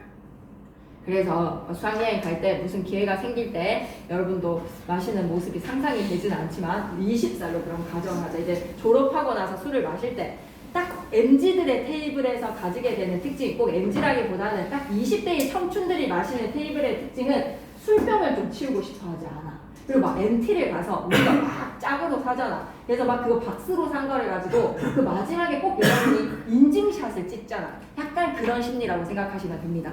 각 깨어서 익은 술을 갈건에 두건으로 받아서 술을 찌꺼기를 걸러서 맑은 수로 마시는데 이 행동 밑줄 끄자. 꽃나무 가지 꺾어 수놓고 먹으리라에다가 밑줄 쭉 끄시고 정철의 장진주사에서도 이런 표현이 나와. 당대 사대부들은 어떻게 술을 마셨다는 거야? 한 잔 마시고 가지를 꺾고 한 잔 마시고 가지를 꺾고 자기가 마시는 주량을 계속 체크를 하면서 마셨어. 근데 무슨 느낌일까? 네, 이만큼 마신다라는 과시 내지 너무 많이 마셨어. 내 주량을 넘어섰어. 그러면 또 어떻게 해야 돼? 절제해야지. 절제 플러스 약간의 이만큼 마신다라는 거를 표현을 하는 거야. 수놓고 먹으리라에다가 밑줄 끄시고 다소 절제의 이미지, 사대부들의 절제하는 모습이다라고 하면 틀린 말은 아닙니다. 아시겠죠? 네, 그만큼 자기가 마시는 술을 세면서 마신다라고 생각하면 돼. 요거 구절 잘 기억해야 돼. 꽃나무 가지를 꺾으면서 계속 마시고 나면 이거 표시를 하는 거야. 한 잔 마시고 한 잔 마시고 무슨 뜻인지 알겠지? 수놓고 먹으리라. 다 왔어. 좀만 참아. 화풍이 건득 불어서 화풍에다가 동그라미 따뜻한 바람이야. 무슨 계절의 바람이지? 봄바람이야. 봄바람. 그러면 계절감을 드러내주는 소재를 다 찾아라라고 하면 뭐뭐 찾아야 될까? 도화, 행화, 녹양, 당초, 새우 그리고 하나만 더 추가시키면 화풍까지도 봄의 이미지야. 봄의 계절감을 드러내는 시어를 다 찾아 쓰시오라고 하면 도화, 행화, 녹양, 방초, 새우에다가 화풍까지 체크해야 돼. 이건 가을도 아니야. 이건 겨울도 아니야. 겨울은 삭풍이라고 해. 삭풍. 그래서 화풍은 언제? 봄에 부는 바람이라고 기억해야 돼. 화풍이 건득 불어서 녹수의 푸른 시냇물을 건너오니 그 다음 구절 별표세. 청향은 잔해지고 낙통은 오세진다. 대꾸적인 표현으로 청향에다가 동그라미 이런 거 좀 느껴보신 적 있습니까 여러분? 계곡에서 친구들이랑 뭐 놀거나 뭐 이런 거를 할 때 워터파크에서 좀 즐길 수 없는 느낌이기는 한데 계곡으로 가야 되는데 계곡에 앉아있을 때 바람이 싹 불면 뭔가 자연의 냄새가 날 때가 있거든요. 그러니 이 푸른 봄의 향기가 청향이 술잔에서 소주의 알코올 냄새 말고 뭔가 이 술잔에서 뭔가 본 냄새가 난다. 그런 술의 느낌이라고 생각하시면 됩니다. 청향은 잔해지고 그 다음 구절이 너무 중요해서 낙홍은 오세진다. 이건 무슨 뜻일까? 이 구절의 의미를 물어보면 무슨 뜻일까? 낙홍이 오세진다. 낙홍 떨어지는 붉은색 뭘 나타내는 걸까? 낙홍에다가 동그라미 위에다 적어야 돼. 붉은 꽃잎. 붉은 꽃잎이 내 옷에 지면 내가 꽃물로 물들어가 되는 거야. 꽃물로 내가 물드니까 사자성어 뭐가 태어나야 돼? 물화일체. 내가 꽃물로 물들어서 내가 꽃과 하나가 동화가 되는 느낌? 물화일체라고 얘기해야 돼. 물화일체. 낙홍은 옷에 진다? 물화일체. 물화일체가 두 번이 쓰였거든요. 수풀에 우는 새는 충기를 못 내경어 소리마다 대대로다. 물화일체. 낙홍은 옷에 진다? 물화일체. 해석 문제가 여러분 100% 나옵니다. 그래서 문맥의 의미를 아셔야 돼요. 떨어진 꽃이 옷에 진다가 뭔 말이라고 하면 내가 꽃물로 물들어. 내가 붉은 꽃물로 물들어서 내가 뭐가? 꽃과 하나가 되었다? 물화일체. 괜찮지? 오케이. 준중이 비었거든. 준중이라고 하면 술독. 이런 거는 여러분이 문맥에서 알 수 있으니까 술독이 비었거든. 날 다려 아려해라. 다려 밑에다가는 에게. 나에게 말해. 술이 떨어졌어? 그럼 나에게 말해. 소동이라고 하면 심부름꾼 하는 어린아이. 소동 아이 다려 밑에다가 또다시 에게. 어린아이에게 주가에 술을 물어서 술집에 술이 있는지 물어보고 어른은 막대 잡고 어른은 지팡이 잡고 아이는 술을 메고 미음 완고에다가 별표세. 미음이 뭡니까? 읍조린다라는 뜻이야. 미음이 무슨 뜻이다? 음미하다의 뜻자 느끼면서 읍조린다. 하면 말하는 거야. 읍조린다. 완고는 뭐야? 천천히 거민다라는 뜻이야. 작은 소리로 읊조리면서 천천히 걷는다. 미음 완보랑 똑같은 거 찾아 쓰세요. 단답형으로 나오면 뭐 적으셔야 돼요? 미음 완보랑 똑같은 뜻을 가진 구절을 찾아 쓰라. 소요 음력을 찾아 써야 돼. 미음 완보랑. 난 한 시험지에서 한 3번 봤어. 학교 시험에서 이걸 한 3번은 본 것 같아. 동참하실 거야, 김상경 쌤도. 그러기를. 미음 완보에서, 그러니까 그렇게 직접적으로 똑같은 유형 아니더라도 이렇게 해석해야 되는 내용으로 소요 음력과 미음 완보는 반드시 기억하셔야 됩니다. 그런데 조금 다르죠. 소요 음력은 어떻게 해요? 거닐면서 읊조리는 게 소요 음력이야. 미음 완보는 뭐야? 읊조리면서 걷는 거야. 읊조리는 거 먼저, 걷는 거 뒤에. 미음 완보. 알았지? 미음 완보에서 시냇가로 갑니다. 시냇가는 공간 3. 그래서 쌤은 천성희 쌤이든 김상현 쌤이든 이제 각각 나눠서 수업하시는데 쌤의 느낌은 고전에 김쌤이 내실 것 같거든. 그랬을 때 이게 뒤에 잘렸어. 그 뒷부분까지 다 주시면 쌤한테 꼭 얘기해야지. 여기까지 시험 범위 아니라 뒤에를 더 주실 수도 있어. 지금 중간에 잘리는 거거든. 술독이 비었다면 나에게 말해라. 어린 아이에게 주가에 술이 있는지 물어보고 어른은 막대기 잡고 아이는 술을 메고 미우완보에서 시냇가에 혼자 앉아서 혼자에다가 밑줄 시냇가에 친구랑 앉았다 이런 거 내용일치 문제 나올 수도 있어. 명사라고 하면 고운 모래. 좋다 좋다 조한에다가 별표 하나 치시고 좋다 무슨 뜻이지? 좋다 나오면 like의 좋다가 아니라 무슨 뜻이다? 깨끗하다입니다. 반드시 기억하셔야 돼요. 그러면 좋다는 무슨 뜻이에요? 하면 디귿으로 좋다였어. 이것도 언급하면 이것도 시험 범위로 넣어야 돼. 진짜 좋다에서의 좋다는 부계음화가 되기 전에서의 형태로 좋다. 그럼 지읒의 좋다는 뭐였다? 깨끗하다. 이 적어주시면 이거 가지고 어휘 문제 내실 수 있으니까 적어주시는지 잘 봐. like의 좋다는 디귿으로 좋다. 깨끗하다의 좋다 기억해줘야 됩니다. 고운 모래에 깨끗한 물에 잔을 씻어서 부어들고 청류를 부어보니까 맑은 물을 바라보니까 떠오르는 것이 도하다. 도하에다가 동그라미. 아까 도하 뭐라고 얘기했지? 도하 뭐였지? 복숭아꽃. 그러면 도하는 관련된 고사가 있어. 도하 밑에다가 뭐라고 적어야 돼? 고사라고 좀 적어놔야 돼. 도하는 뭐랑 연결시켜야 된다? 고사랑 연결시켜야 돼. 고사. 고사 연결. 잠시만. 이거 뭐야? 대화 아니라고. 권유하는 거에서 청자 설정이야. 대화는 서로 주거니 받거니 해야 돼. 이봐 이웃들아 상수 구경 가자 쓰라라고 하면 청자 설정이지 대화체는 아니야. 이웃들이 그래 하고 응답한 거 아니잖아. 자기 혼자서 청자한테 말을 한 거기 때문에. 오케이. 비슷한 내용인 것 같습니다. 자자자자 집중해서. 도화. 복숭아꽃 무슨 이미지로 기억해야 되느냐? 시적 하자가 고사를 인용을 했어. 꼭 적어놔야 돼. 고사 인용. 유치하지만 고사 이야기 안 할 수가 없으니까 한번 들어봐봐. 어떤 사내가 시냇가에 앉았는데 벽계수의 푸른 시냇물에서 손을 씻다가 도화꽃이 상류에서 내려오는 거야. 그래서 이 도화꽃이 상류로 내려오는 길로 그 도화꽃을 잡고 다시 거슬러 올라가 봤거든. 큰 바위가 나왔어. 근데 그 바위가 슥 미니까 문인 거야. 스르륵 밀려서 그 문 속으로 안으로 들어가 봤더니 신선들의 사는 무릉도원의 초대를 받은 거야. 들어간 세상이 신선 세계였어. 그래서 선녀다 신선이 늙지도 않고 복숭아를 따먹으면서 막 살고 있는 거야. 그래서 거기에서 며칠을 머물다가 가족들을 데리고 와야 되겠다라는 생각이 들어서 나가서 가족들을 데리러 가려고 하다가 그곳을 다시는 찾지를 못했다. 그래서 무릉도원을 초대받은 자 뭐를 발견할 것이다? 뭐를 발견할 것이다? 도화를 발견을 한다. 여러분 직지청 같은 데 올라가가지고 손 씻다가 거기에서 도화꽃이 떠내려온다라고 하면 뭐라고 생각해야 된다? 내가 무릉도원으로 초대를 받았구나라는 그런 유치뽕작의 고사 이야기입니다. 도화 밑에다가 뭐라고? 무릉도원이라고 적어야 돼. 구보본이 떠오르는 것이 도화로다. 무릉도원. 시적 화자가 신선의 세상으로 이상향으로 인식하고 있구나. 무릉이 가깝다. 바로 무릉도원의 고사를 인용을 하잖아. 저 매가 그곳인가 라고 했을 때 매에다가 동그라미 진짜 유치하게 매 가지고 저 산이 그곳인가 라는 걸로 해석 문제 냈는데 매 산자 때문에 애들이 다 거의 다 오를 하더라고. 저 매가 그곳인가 라고 했을 때 매자는 매 산자는 이 매잖아. 지금 이거는 뭐야? 매야 매. 아래아가 찍힌 매는 들입니다. 들. 산이 아니라 뭐라도 들입니다. 무릉이 가깝도다. 저 들이 그곳인가. 그러니까 현대어를 안 읽는 자. 현대어를 안 읽었으면 틀려야 되지. 저 내가 그곳인가에서의 내는 들이다 들이 그곳인가에다가 밑줄 산으로 낚시질 하니까 고만만만 엄청 많이 함정에 빠지더라. 계속 이 처음부터 끝까지 한번 쭉 보도록 하겠습니다. 끄덕끄덕하면서 놓친 거 있으면 한번 생각해 보세요. 홍진 나오면 무조건 뭐라고? 나는 자연입니다. 비슷한 뜻을 가지고 홍진, 풍진, 진세, 인세. 그러니까 내일 모의고사에서 만약에 잡았는데 강호 한정가가 나온다. 풍진, 홍진, 진세, 세속, 속세, 인세, 인간, 세사 나오는 순간 아, 이 사람은 국이 영화보다는 뭐가 더 좋다? 자연이 더 좋다. 그래서 해석 안 하고 문제 풀 수 있는 것도 나올 수 있습니다. 풍진, 홍진, 진세, 인세, 세속. 홍진에 붙인 사람들, 야 이 속세 사람들아, 이네 생애 어떠하냐라고 했을 때 이네 생애는 뭐다? 자연 친화적 삶. 옛사람의 풍류를 따라갈 수 있을까 못 따라갈까 미칠까 못 미칠까라는 의문의 형식에서 이미 자부심이 깔려있어. 천지간에 남자라는 몸이 나만하니가 많건만은 야 이 세상에 남자 많은데 살림에 묻혀있는 이 지극한 즐거움 나만 하는겨? 나는 즐기고 있는데 왜 니네는 모른단 말인가? 안타까운 거지. 수가모 몇 칸짜리 초가집입니다. 가난해요 화려한 삶이에요 라고 하면 가난하고 소박해요.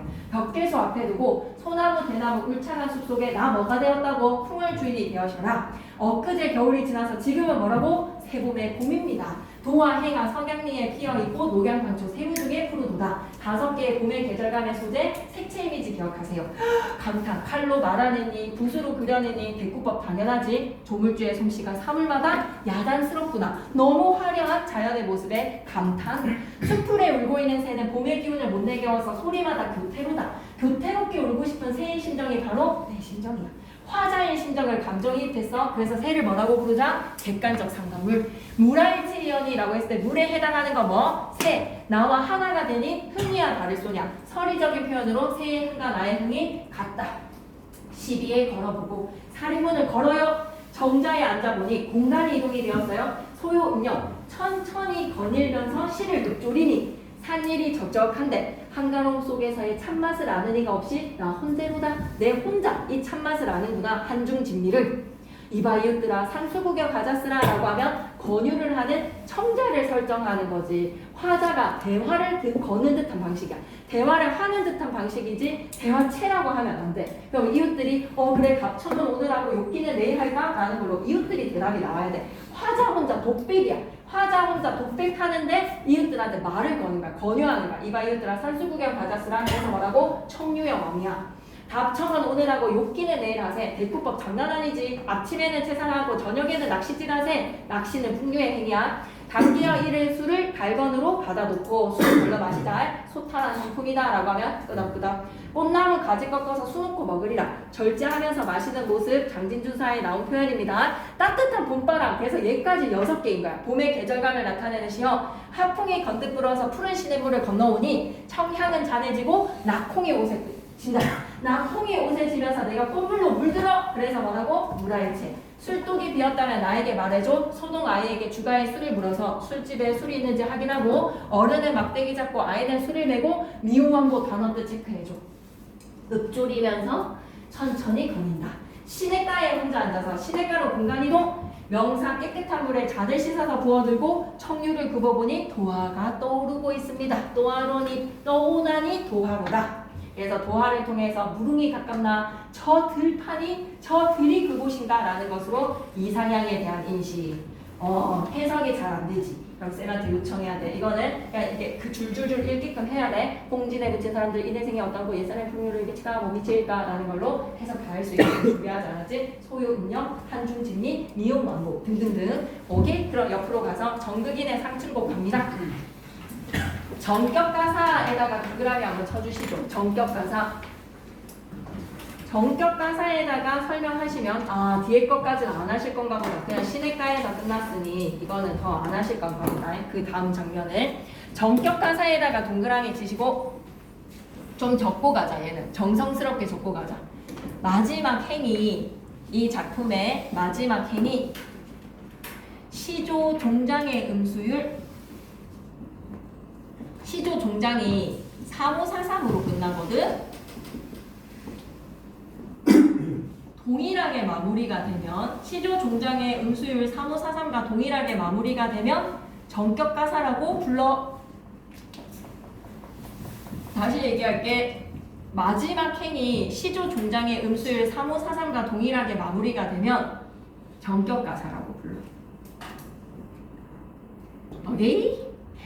정격가사. 그러니까 지금 잘렸죠. 맨 마지막 하면 100년 행락이 이만한들 어떠하리? 라는 거에서 100년 행락이 이만하면 딱 됐어 라는 만족감을 들어주는 구절로 3-5-4-3으로 끝나서 정격가사입니다. 그리고 은일가사라고 하면 이 사람 지금 새 속에 드러난 삶을 살고 있어요? 아니면 산 속에서 숨어서 은둔하면서 살아가고 있어요? 라고 했을 때 숨을 은자, 은일가사. 자연 친화적인 강호 한정가의 사람들은 새 속을 등지고 자연 속에서 은일의 삶을 택합니다. 은일가사라고도 합니다.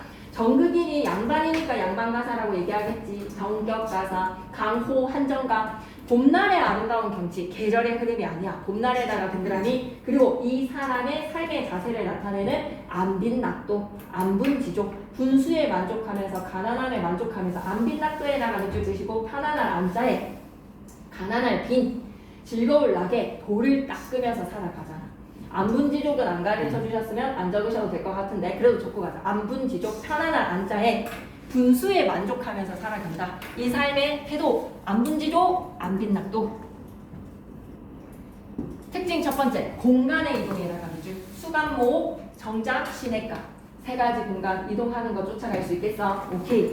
그리고 있잖아. 수간목은 자기 집에서 마당으로 나와서 정자까지 갔지. 정자에서 약간 야외에 시내가까지. 시내가 갔는데 그 다음 공간이 산봉우리 위에 공두까지 올라가. 그럼 이제 공간이 어떻게 됐다라고 볼 수 있다? 완전 이가 집에 있다가 이제 밖으로 나가는 거야.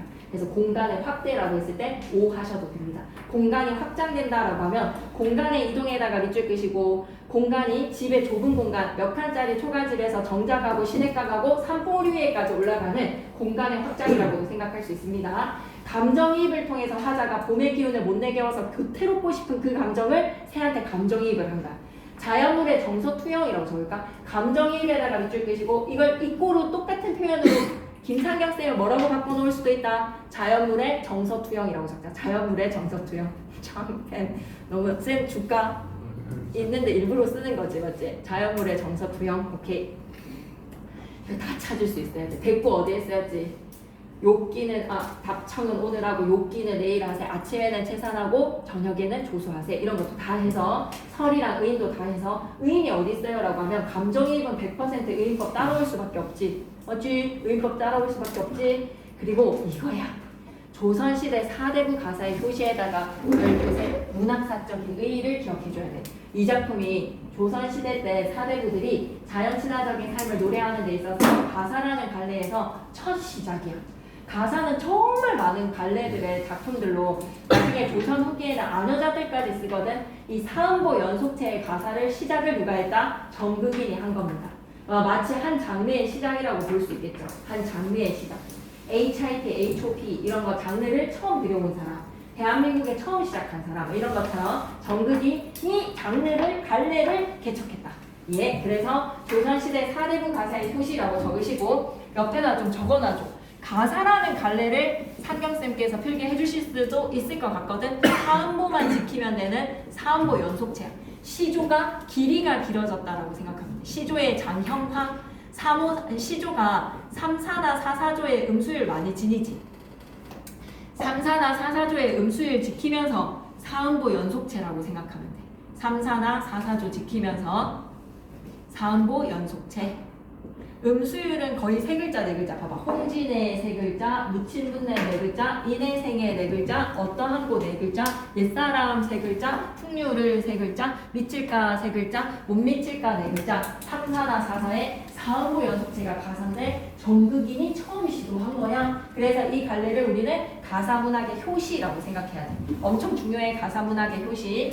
그리고 강호 한정의 약간 출발점이랄까, 강호 한정에다가 밑줄. 정극인이 이거 써주면서 사람들이 자연 친화에 대해서 윤선도의 많은 맹사성의 강호사시사 엄청 많거든요. 그래서 약간 이거는 링크를 걸어서 쌤이 주는 자료집에 얘네 정서 비슷한 거 찾는 거 되게 많아요. 1번 갑니다. 시상 전개 방식. 수간목에서 정자에서 시내가로 가자. 공간의 이동에다가 밑줄 한번 꺼주시고 여기서 얘기해주니까 고맙네. 좁은 곳에서 넓은 곳으로 공간 확장에다가 밑줄. 그래서 산림에서의 자연친화적인 안빈낙도의 삶에 나나나 풍월 주인이야. 홍진의 이게 생략이 돼서 너무 아쉬워. 부기랑 공명에 대해서 내가 조도하네 라는 걸로 부기 공명 생각 안 한다라는 뒷구절이 있는데 이게 좀 빠졌어. 부기랑 공명에 대해서는 마이너스. 그걸 앞부분에서는 홍진에 미친 사람들아 라는 홍진으로 들어가겠어. 홍지는 붉은색의 번지 마이너스. 그래서 시적 화자의 입장에서 살림에 대해서는 긍정적이고 예찬적이지 엄청 감탄하면서 우와 칼로 말하느니 붓으로 그려내니 조물주의 솜씨가 사물마다 야단스럽네 라고 얘기했단 말이야. 그런데 홍진과 국이 공명을 지내고 있는 홍진에 미친 사람들이라는 거에서 부정적이고 꺼리고 있어. 작품 속에서 자연은 속세 이거 체크해야 돼. 자연에다가 동그라미 속세와 대립되는 공간이야. 홍진이랑 살림은 대립되는 공간이야. 나는 살림에 있고 홍진의 찌질이들은 있고 그래서 속세와 대립되는 공간에다가 밑줄. 그래서 자연은 즐기는 대상이야. 완상의 대상에다가 밑줄. 그리고 내가 여기서 살고 있어. 생활의 공간에다가 밑줄. 화자는 속세에서 벗어나서 자연 속에서 살아가는 자신의 삶에 대해서 맞아. 옛사람의 풍요를 미칠까 못 미칠까 자부심에다가 밑줄. 만족감에다가 밑줄.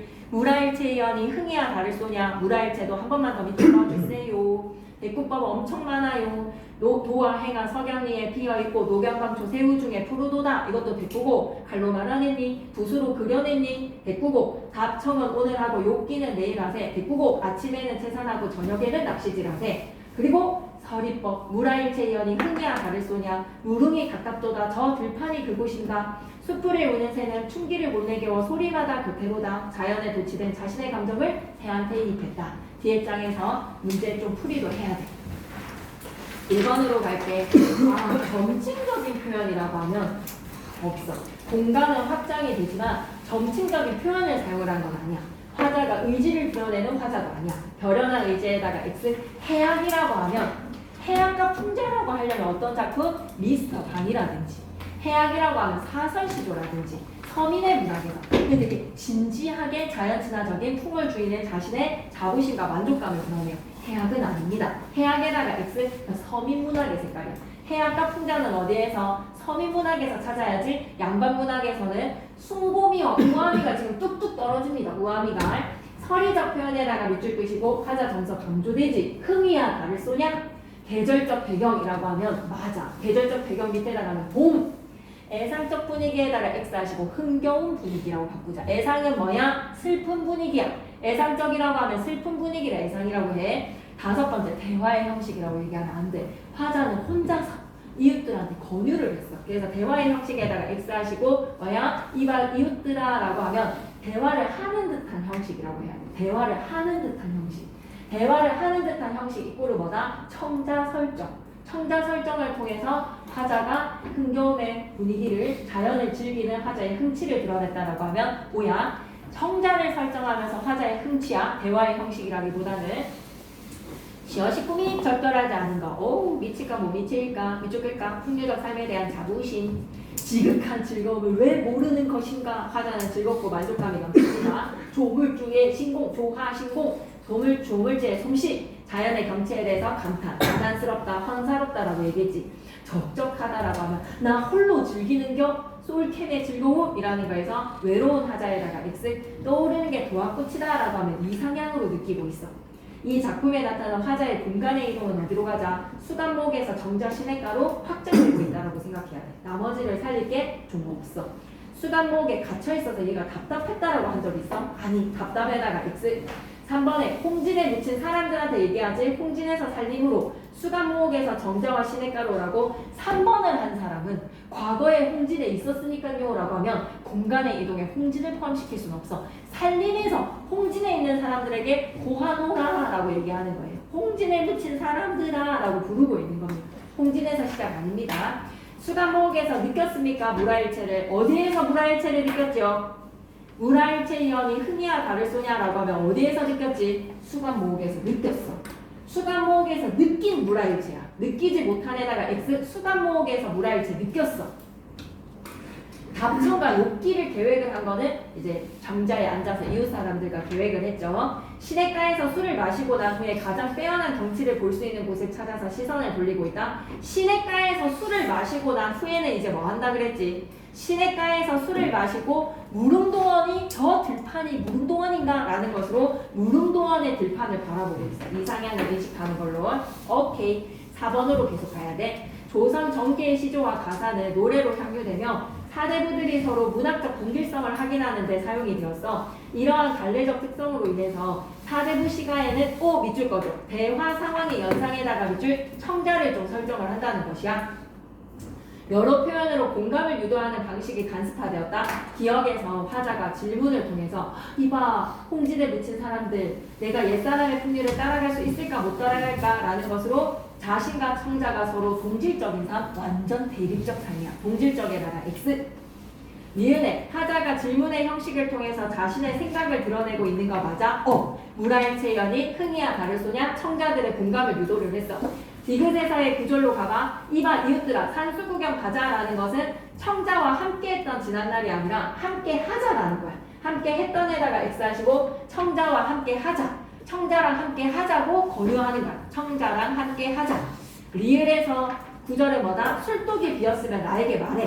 하자가 상대의 부탁을 수용하는 동시에 자신과 뜻을 같이 할 것을 청자에게 명령을 하는 것이 아니라 나에게 말해 라는 걸로 기꺼이 내가 부탁을 들어주겠다라는 것은 괜찮지만 뒤에 거 날릴게. 내가 술독이 비었다면 나한테 말하라. 내가 술을 채워주겠다라는 것이니 미음에서 계속 이어가겠습니다. 무릉이 가깝다. 저 들판이 그곳인가 라고 하면 자문을 구하는 거 X 하시고 저 들을 뭐로 인식하고 있다? 무릉도원으로 인식하는 하자의 모습이야.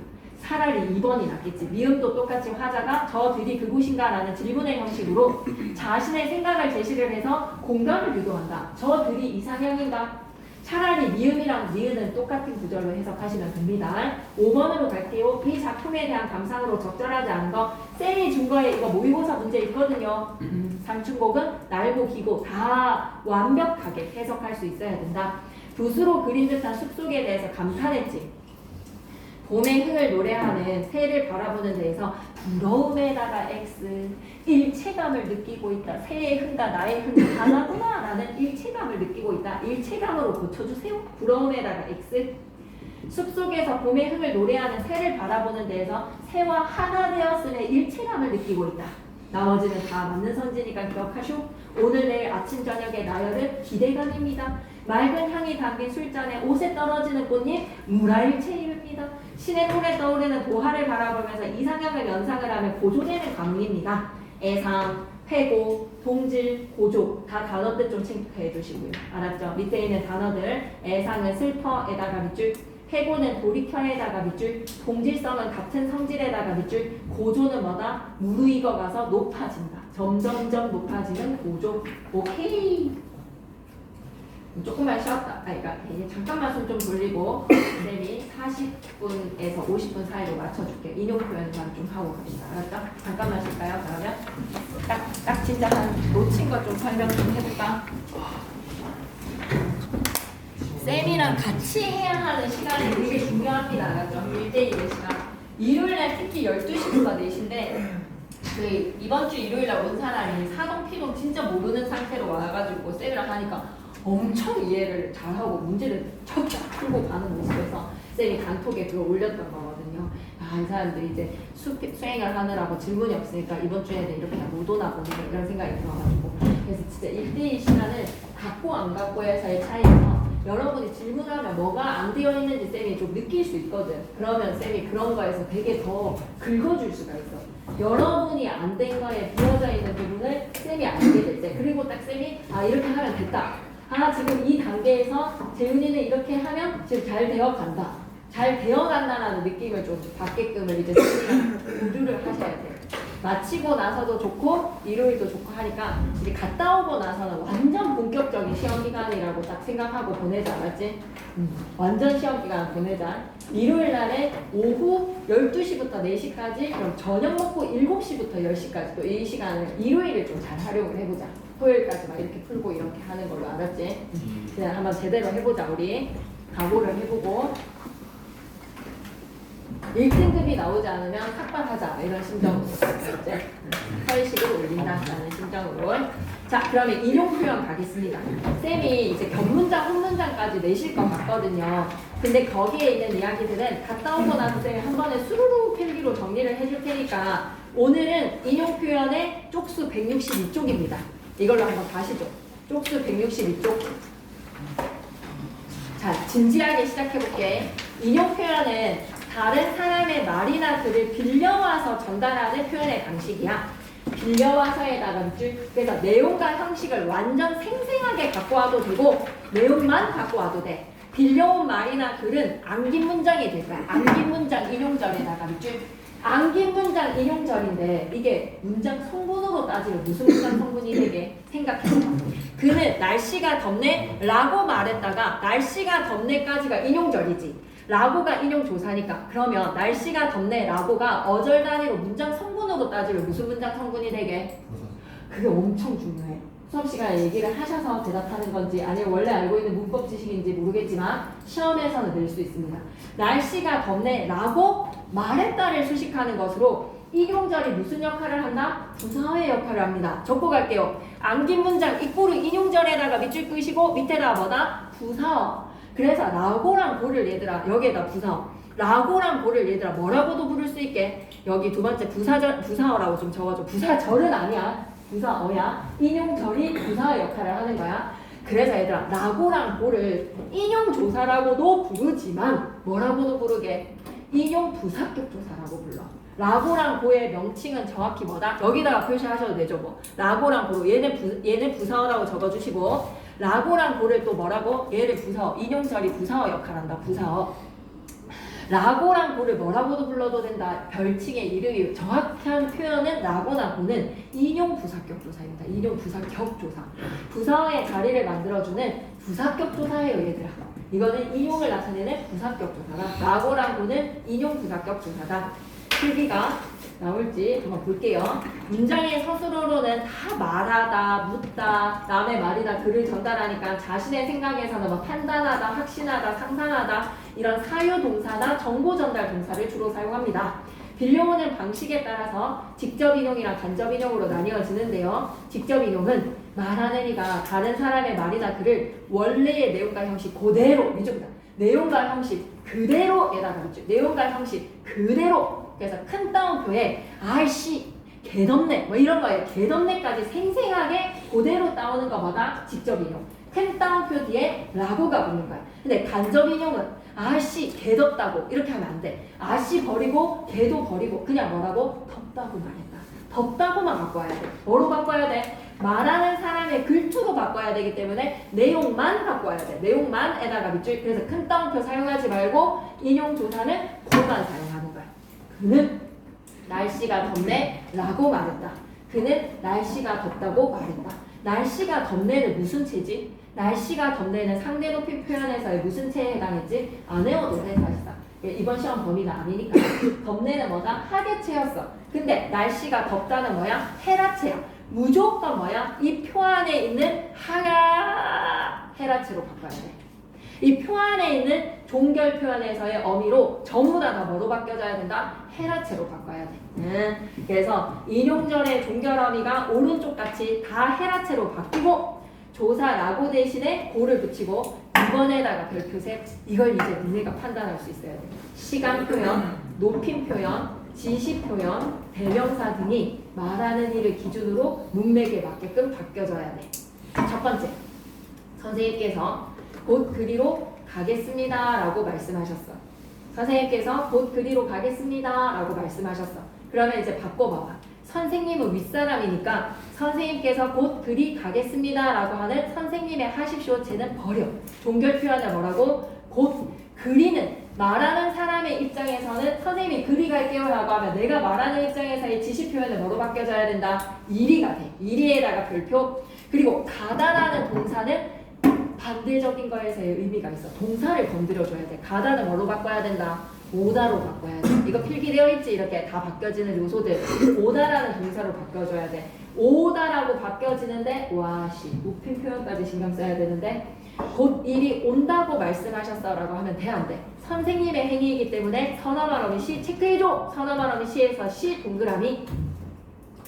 곧 그리 갈게 라고 했을 때 갈게는 간다라는 거에서의 동사가 오다라는 거의 동사로 바뀌면서 높임 표현 시까지 신경 써야 되는 거야. 맞지? 그는 선생님께 저도 가야 합니까? 라고 여쭈었다. 그럼 그는 선생님께 여쭤보는 말이지. 자기도 가야 하냐고. 합니까? 라는 하십시오체는 뭐라고? 하느냐라는 해라체로 바꿔야 되는 거야. 무조건 종결 표현의 의문 표현은 하십시오라고 하더라도 해라라고 바꿔줘야 돼. 그리고 앞에 나온 대상을 다시 가리킬 때 저라는 1인칭의 대명사를 뭐라고 바꿔야 되지? 자기라는 제기칭으로 바꿔야 돼. 자기, 그를 다시 가리키는 뭐로? 자기라는 제기칭으로 바꿔야 돼. 앞에 나온 명사를 다시 가리킬 때 뭐로 바꾼다고? 자기라는 제기대명사로 바꾸는 거야. 괜찮지? 어제 병원에서 내일 다시 오세요 라고 말했어. 그럼 어제 병원에서 오늘 다시 오라고 말한 거야. 여기까지 괜찮지? 오케이. 그러면 이제 옆에 다 왔어. 간접 인용의 시간 양상에 동사랑 결합할 때 나 오늘 진짜 공부 밤새도록 할 거야. 그는 오늘 밤새도록 공부할 거야 라고 말했다. 간접 인용으로 바꿔볼까? 그는 오늘 밤새도록 공부한다고. 나 오늘 할 거야. 할 거야를 뭐로 바꾸는 거야? 공부한다고로 바꿔주면 돼. 종결 표현 바뀌었지. 그리고 나 저분이 오늘 공부할 거야. 올라가서 공부할 거야. 뭐고 1회 한번 풀고 갈 거야. 뭐 그냥 공부하고 잘 안 할 것 같으니까 선생님 말이 안 나오네. 하고 잘한다는 말. 오늘 공부하냐? 오늘 공부하냐? 뭐라고 물어봤어? 해라체로 물어봤지. 정훈이 오늘 공부하냐? 라고 물어보는 거에서 하냐의 해라체로 물었을 때 바뀔 때는 뭐라고 바뀌어야 돼? 그는 오늘 공부하느냐고 물었다. 선생님께서 정훈이한테 물었어. 오늘 공부하느냐? 하느냐 쓸 수 있겠어? 하느냐. 그는 오늘 공부하라고 말했다 해서 하라고에다가 밑줄 그시고 칠판에 밑에다가 잘 적어야 돼. 쌤한테 딱 5분만 딱 경주 알았지? 45분, 50분 돼도 조금만 참아줘. 오늘 제대로 하고 올라가는가? 그래서 문제를 풀어오는 게 나으니까 42분. 자, 봐봐. 이거 진지하게 잘 들어야 돼. 밑에 공간에다가 딱 5분이야, 5분. 지금부터 5분이야. 밑에 딱 잘 적어야 돼. 자, 얘들아. 남겨라. 라고 말했다. 얘가 내가 직접적으로 그 사람한테 육성으로 명령을 할 때는 어간에다가 뭐가 더해져야 되게? 아라랑 어라가 더해져야 돼. 진짜 중요하다. 밑에 공간에다가 적자. 162페이지 위에 공간에다가 적자. 직접적으로 내가 그 사람한테 대면의 상태로 내가 명령을 내릴 때는 명령의 어미는 뭐가 붙어야 된다? 남기다에다가 아라랑 어라가 붙어서 남겨라 라고 말했다. 되는 거야. 그럼 이거 간접 인용으로 바꿔줘. 간접 인용으로 바뀌면 동사에서 명령 형태야. 지금 이거지. 공부하라고 말했다 해서 공부하라를 이렇게 좀 빼줘. 공부하라고 말했다 해서 세 번째를 이렇게 돼지꼬리 좀 빼가지고 얘를 좀 적어줘. 친구한테 야, 내 것도 남겨라. 친구가 막 피자가 왔어. 근데 나랑 같이 이 한 판 가지고 나눠 먹는 거야. 근데 성호가 계속 많이 먹는 것 같아. 나 좀 갔다가 올 건데 내 것도 남겨라 라고 할 때는 남기다 플러스 어라야. 간접 인용할 때는 근데 어떻게 해야 되지? 간접 인용해봐봐. 성호에게 내가 외쳤어. 내 것도 야, 다 먹지 마. 내 것도 남겨라 라고 했을 때 간접 인용 어떻게 해야 돼? 남기다에다가 바로 남기에다가 아라 어라가 아니야. 라를 바로 붙이는 거야. 남기라야, 남기라. 남겨라고 말했다가 안 되는 거야. 다시 직접적으로 명령할 때는 남기에 어간 뒤에 아라랑 어라야. 아라랑 어라야. 그래서 공부하라고. 공부해 뒤에 라가 온 거야. 공부해 뒤에 라.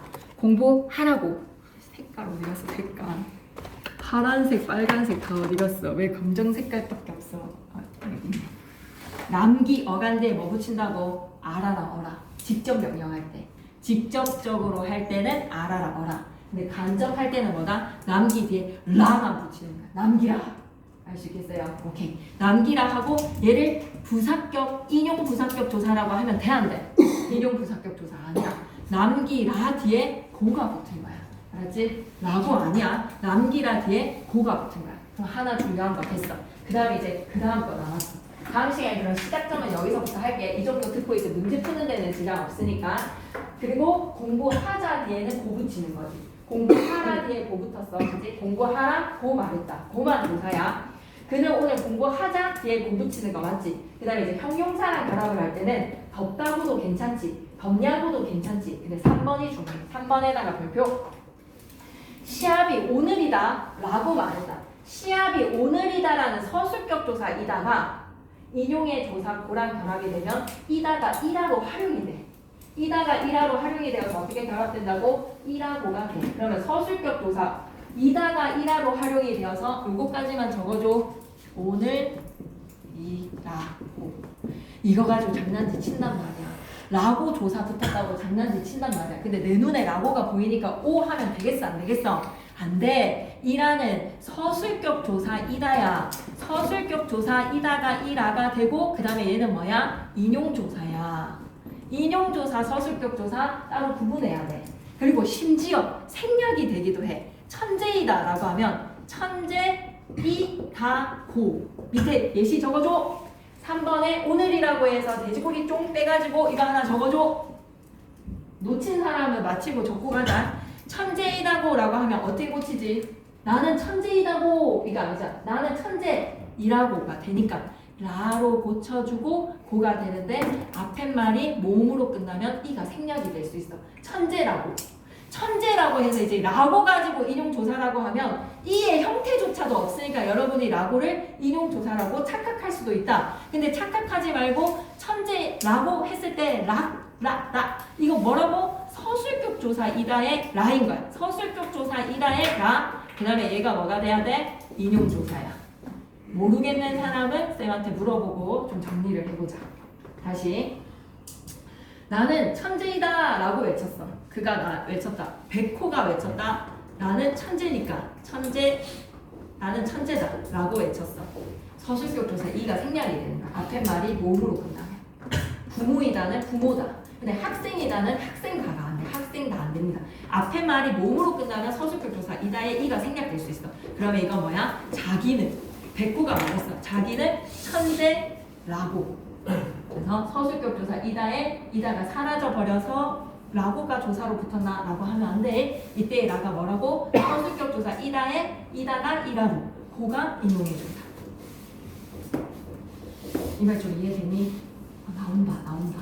그래서 한 세 문장 주거든. 세 문장 주고 이 세 문장에 1번 문장은 뭐가 바뀌어졌는지, 지시 표현에, 시제 표현에, 높임 표현에 뭐가 달라졌는지, 종결 표현이 달라졌는지, 지시 표현이 달라졌는지 이렇게 물어보는 걸로 네 문장 정도 주고 이 문장이 단정 인용으로 바뀔 때 무엇이 달라졌습니까? 라고 물어보는 문제로 나옵니다.